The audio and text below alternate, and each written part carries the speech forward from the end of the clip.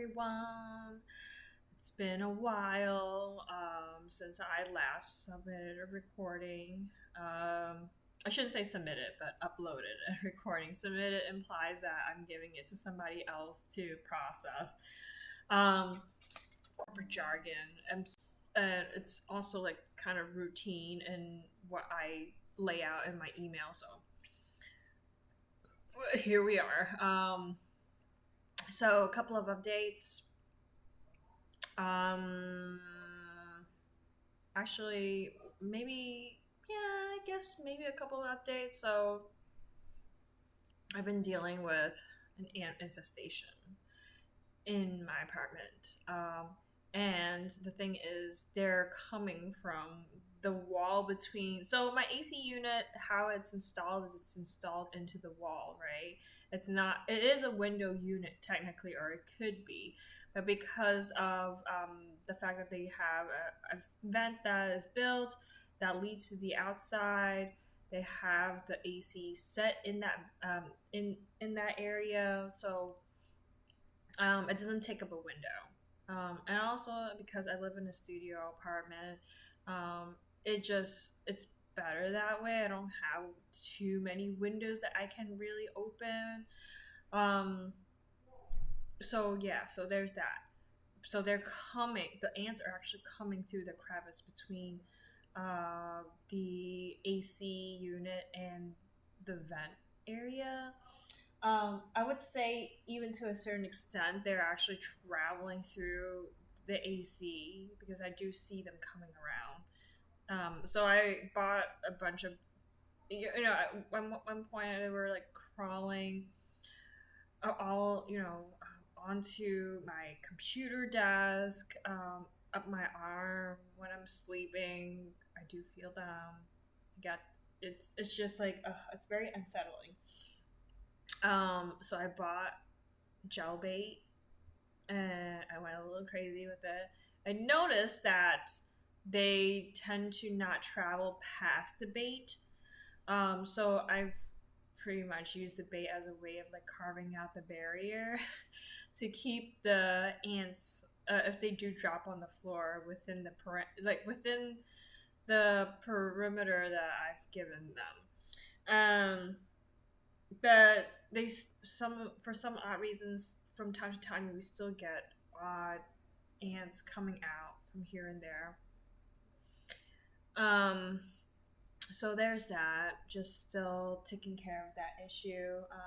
I am getting granule boric acid, so I'm just gonna sprinkle it right outside my window, and hopefully they will gravitate more towards the outside rather than the inside. Take that back to their queen and annihilate her.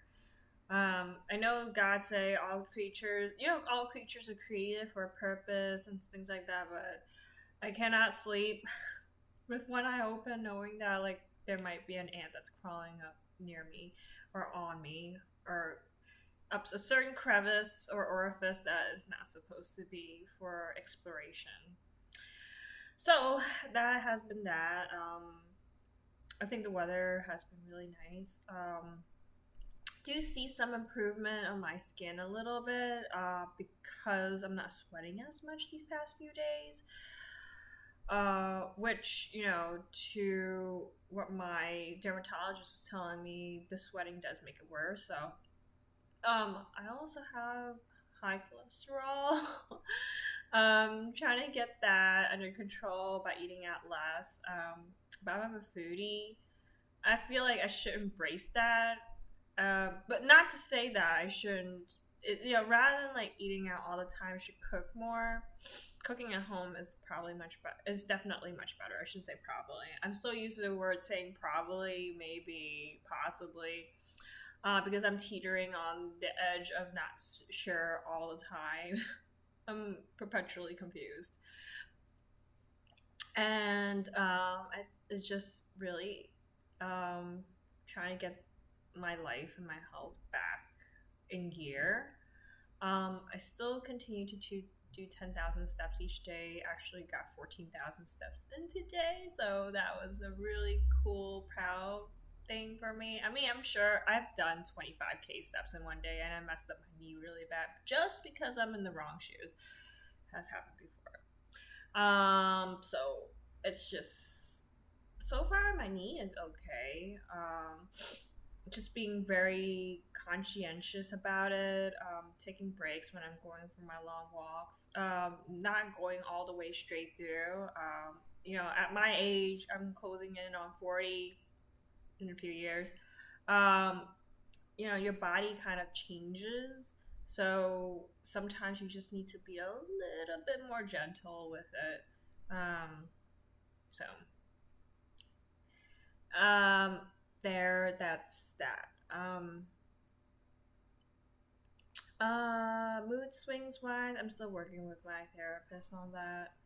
I get bouts of anxiety and depression from time to time, especially when I do feel burnout. I think me not, I guess, I take pride in my work, but at the same time, I think I tie my identity too much to my work that I lose myself a little bit if there's like any little tiny errors or mistakes that we're all humans, we make mistakes, but at that moment I could kind of just beat myself up on it, and I tend to do the doom planning of like what possibly will happen with this error. um, I did that a lot, quite a lot back then. I would doom plan, the possible consequences, the possible domino impact of it all, and just beat myself uh, to no end about it. And it also spiraled into like telling myself like I'm worthless, I'm stupid, all the derogatory terms that you can yell at a person to make them feel really bad about their own self esteem. I have done it. I have been in that mindset before. It's still a struggle, I gotta say. I mean, I still struggle, especially when it comes down to like self-image. Um, but I think I've been a little. I think as far as that goes, I do try to envision like me in my head giving myself a hug and telling me it's okay. Because if you don't love yourself, who's gonna love you, right? And I think being that didn't really get a whole lot of that as a child, and having to become an adult a little too quick in the family, where I was between me and my sisters. I think if you watched any of my videos in the past, if not, had to, we talked about the story where my dad was verbally abusive and possibly physically abusive, because my sister and my mom had mentioned they've seen bruises on my maternal side grandma. Um, and my dad was just not great. And every time he got angry, we would have to, as like, little children up until like high school and even to in my college years, when I'm home and I see my dad go, you kind of sense it. You see that look in his eyes where he's getting crazier and crazier. And when he starts yelling, threatening my grandma or my mom, just feel like you need to jump in between them to protect them. Because you don't know when he has that look, what he's capable of. He says he's not gonna hit, but it always feels like it's possible. It just needed the right trigger. Um, in the moment he does it, he's probably gonna, it's probably gonna continue even further beyond that, beyond the threats, the violent threats. So yeah, I think having to grow up a little too early. At one point, I even took it upon myself to be the mediator or negotiator of my mom and my dad. Like listening to my dad yell at my mom over the phone to me, and then listening to my mom say it the other side. Although I have to say right now, I still I can't listen to my dad trash talk my mom because knowing what she went through, but I allow my mom to trash talk about my dad sometimes. But it also has to do with like they don't really have friends outside the two between the two of them besides us. So it's kind of sad in that sense. Like they don't really have much of a social life. They're not really that willing to go out and even in the Asian community, like for my parents, would they wouldn't want to talk about those issues with anybody at all. It's just pent up. They don't mind telling their daughters about it, and which actually is super unhealthy because that kind of makes me feel like we're being put in the middle when it's not our, it shouldn't be our issue. It's an issue between them and but being that they don't believe in, or at least my dad doesn't believe in therapy, and I feel like maybe a certain extent my mom doesn't believe in it too, or she doesn't think she needs it. She thinks that she already has developed a very healthy way of coping with the issues, which is really escapism. Um, they're reading fan fiction and novels and watching fan fiction and animated novels all the time. To a certain degree, I don't know. But since I moved out, I've tried to build out some healthy boundaries. I feel, at the end of the day, I just want my parents to be independent, to be able to take care of themselves. For us to kind of rebalance and reset the relationship where there is, it doesn't feel like the roles are reversed. Me being not the parent or the adult, the emotionally mature person in the relationship. I really don't want that. And to a certain extent, I would say this too. I have a feeling she's probably gonna watch this. Um, but yeah, if there's anything that resembles anything that's similar to what my dad and mom has, and I say this with a lot, with love, respect, and all that, but I feel sometimes my older sister is in a similar situation. Um, and I feel as a partner, if you are constantly throwing out the word or phrase of like, oh, I don't love you anymore, I don't think we share the same values, or we wanting to divorce and quit, words matter. And that's one thing that I've learned since the post-pandemic, or through my depression and stuff like that. Like, words matter. And in a healthy relationship, you should never be throwing those type of terms out unless you really mean to do it, to move forward with it.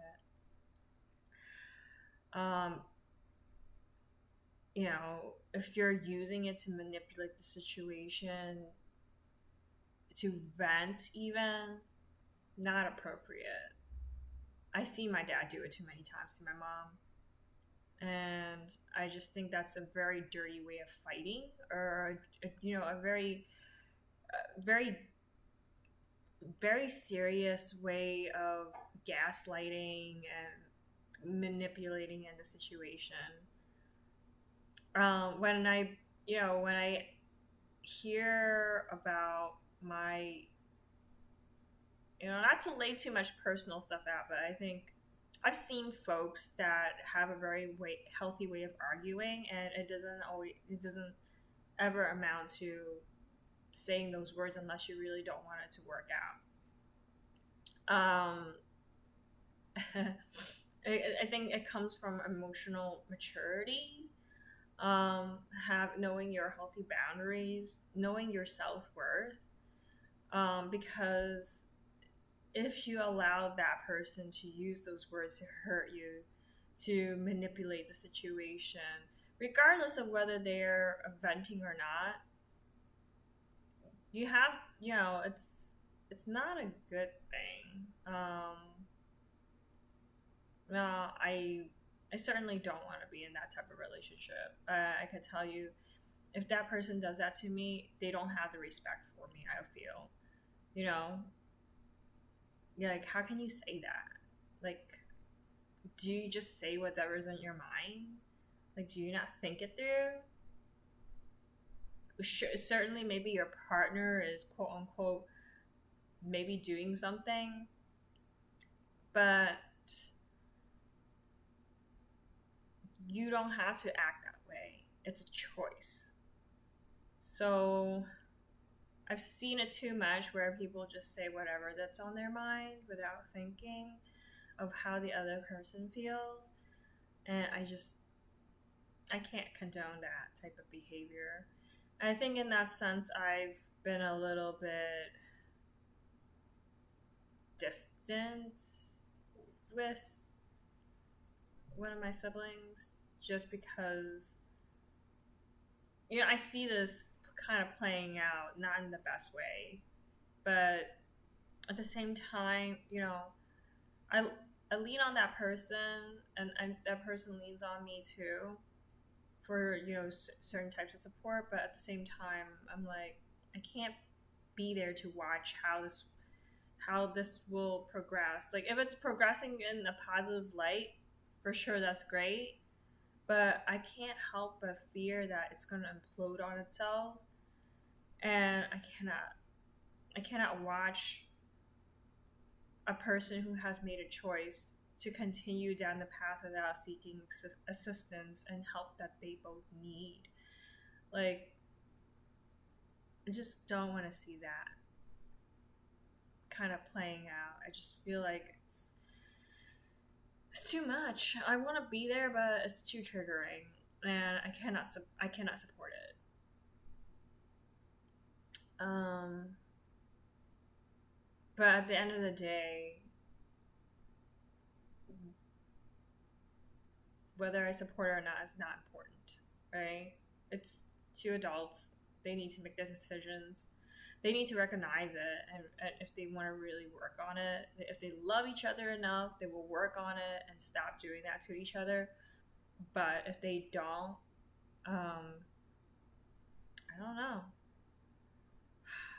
And these issues definitely should be worked out before a kid gets brought into the world, because you do not want a kid to witness that type of dynamic and that way of problem solving and arguments, and like at the slightest bit of thing, because that what that child is going to learn is that every time something doesn't go their way or something happens, they're going to be like, hey babes, I don't think our value aligns, let's just divorce. What does that what kind of values or what kind of problem solving relationship skills are you going to teach your child?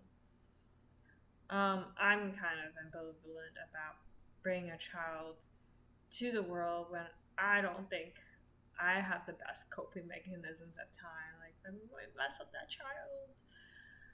Besides the economic issues, right? And I know some folks are like, oh, once you have a child, it'll work itself out. You'll find a way to make it work. Part true, part not. You still need to have a plan for anything, right? So I think that's a discussion for you and your partner to have. So I guess those are my feelings on the subject. I feel kind of sad though. I'm I guess a little bit grieving in a way. I watch a lot of Dr. John Deloney show, and by no means I am I expert, but everybody goes through. It just show the show and the different phone calls and problems that come in. It just shows that everybody is experiencing something, and if you were to lay your issues on the table, nobody would want to take the other person's problems. No one. You just gotta deal with what you have to the best of your ability, with faith and humility and self love. Um, but what is it? freak. I lost my train of thought. Um, that's why these videos end up being really long, is because my god, I got way too much stuff on my head and I'm trying to pour it out, but it doesn't seem to be coming in smoothly in a smooth transition. But um, yeah, just everybody has their own issues they need to deal with.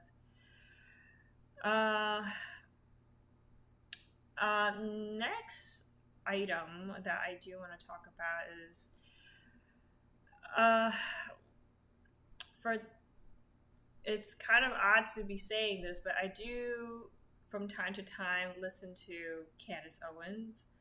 Um, I do find some of her views kind of interesting, but one of her more recent videos about supporting or defending Andrew and Tristan Tate, the Tate brothers, who are like super infamous or popular, however you name it, in the red pill community, was again arrested. Their home was invaded. People were, the special investigative unit was probably, searching for clues. But there are plenty of receipts out there with videos that the Tate brothers themselves have stated that they would prefer, or they have done, quote unquote done, had sexual relations with underage girls, 16, 17 years old. They would DM them. And they even laid out like how they would message this girl to get their attention, then find ways to ship them out, meaning fly them out and stuff, right? And then have these type of relationships with them. I don't know if the girls are so young, and I don't even know how they were able to get past their parents' consent and going and traveling about to meet men that are twice their age to entertain them or to meet up. It's just very weird. But there's so many videos out there, and if you calculate the number of years and all this stuff, they're just pedophiles in a way. And she has always spoken against pedophiles, but why when it comes to this issue, why is she so staunch in her support for the Tate brothers?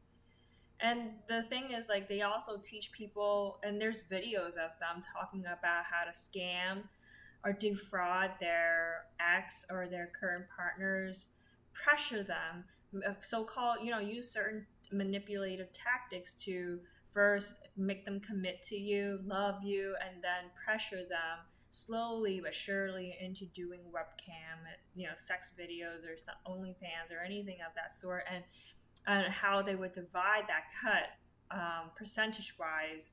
It's all recorded. It's all uploaded. It's not anybody else saying them. It's Andrew Tate and Tristan Tate talking about this. So with that being said, why?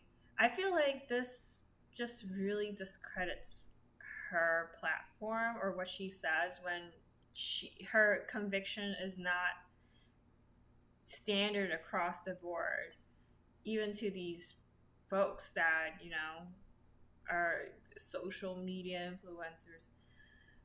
It's like I don't know. It's just I can't. I cannot support that view. No.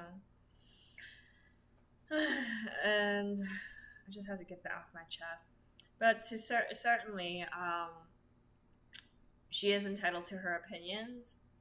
I do support freedom of speech. I think as long as it's not deeply, entrenchedly, and outrightly harmful, I think people should be able to speak whatever they think. I think people make up ways to harm others through their speech.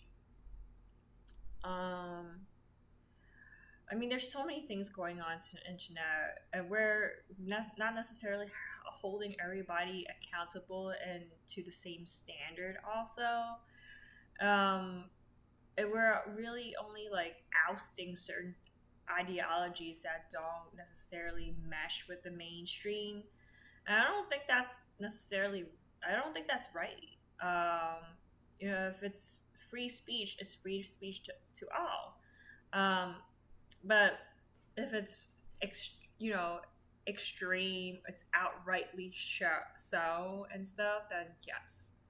I think because then speech is doing harm, and in those instances, sure. But a lot of it is, I don't know. It's not necessarily in that fall within that realm. So it just makes me feel uncomfortable about the type of society we are becoming in a bit. But that is just my opinion. I don't know. Will I do anything with that? Probably not. I'm still gonna allow people around me to speak the way they speak. If I need to address it, I will.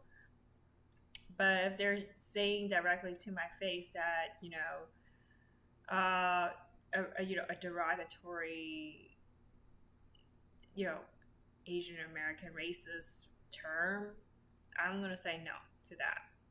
I will warn them not to do that. Try to reason with that. If they still continue and they escalate and get nasty, then I think that's when really need to put my foot. I just want to give the opportunity for the person to be educated, to be have a chance to come back from that, because a lot of the times it's really just ignorance.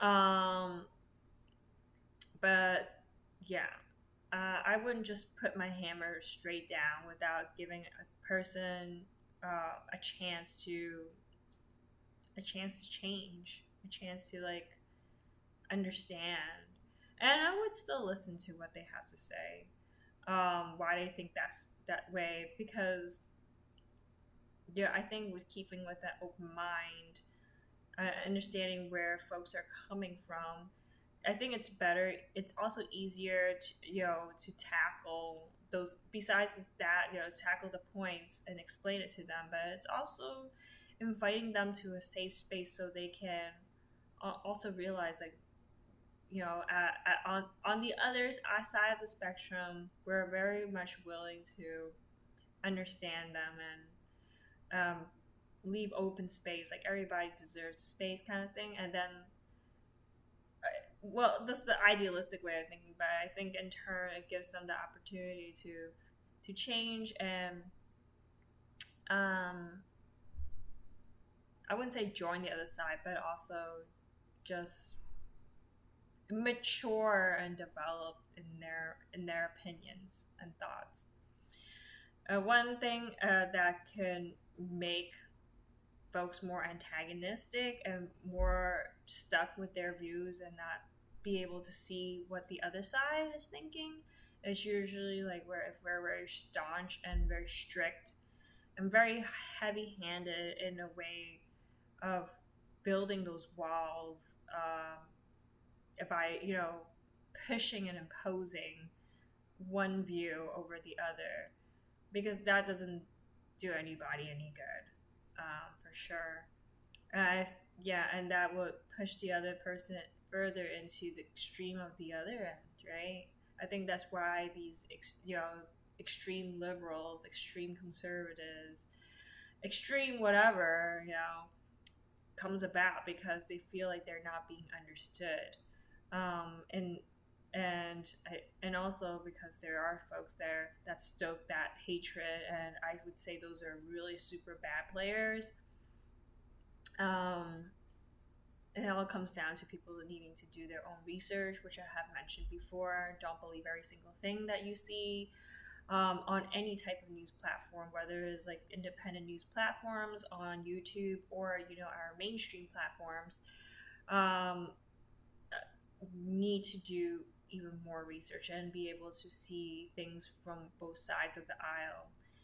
Only in the turn would you be able to learn about each other. I think it kind of comes to like the show Jubilee, although Jubilee is a little bit more left leaning. But I think if that's the case, if you want to, for the middle ground show, if you want to entertain discourse and allow people to talk about their viewpoints, then it needs to be definitely more balanced, right? Whether it's in the way it's presented, the way the content is crafted, um, the type of people that they bring on board to do these discussions, and even the way they moderate, being more objective and more balanced rather than, knowing that you're leaning a certain way, but not letting that get in the way of your professionalism. I think that's something that we need to get back to is that these journalists, these reporters, need to stop interjecting their own political views and opinions to their reporting. It's not their job. It's not in their place to stick it in your face according to what they view as right. They need to do their job. They need to present the facts.